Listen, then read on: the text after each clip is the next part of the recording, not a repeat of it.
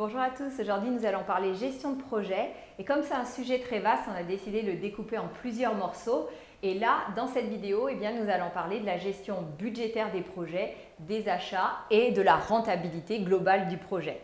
Donc, vaste sujet. Nous avons vu dans une précédente vidéo comment on gérait les tâches et qu'on saisissait les temps. Donc, ce qui est très important, c'est que cette partie-là, elle entre de plein pied dans la gestion budgétaire puisque associé à un temps et à un type de ressources, on va avoir un coût chargé horaire qui va nous permettre d'avoir le budget en termes de coût de ressources humaines.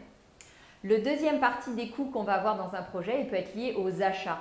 Donc, c'est-à-dire que vous allez éventuellement avoir à faire des achats auprès de fournisseurs. Donc ça, il faut le budgéter, il faut le prévoir. N'hésitez pas à consulter vos fournisseurs en amont d'un projet pour obtenir des prix les plus justes possibles pour obtenir cette partie achat. Donc là, avec les achats et les ressources, en général, on a une bonne vision des coûts du projet.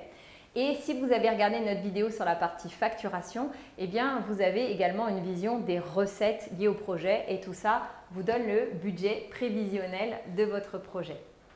Après, ce qu'il faut bien comprendre, c'est qu'au fur et à mesure de l'avancement de votre projet, grâce à la saisie des temps notamment et grâce à la saisie des commandes fournisseurs, vous allez pouvoir voir évoluer l'avancement de votre projet et du budget.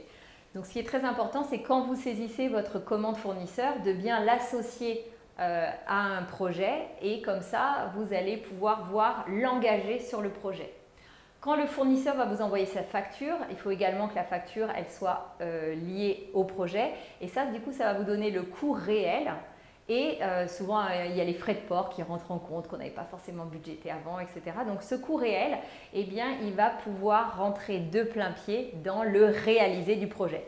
C'est-à-dire que quand vous allez regarder le global de votre projet, vous allez avoir le prévu, l'engagé, le réalisé et comme ça, ça vous donne à chaque instant l'état d'avancement global de votre projet sur les différents postes RH, achat, etc.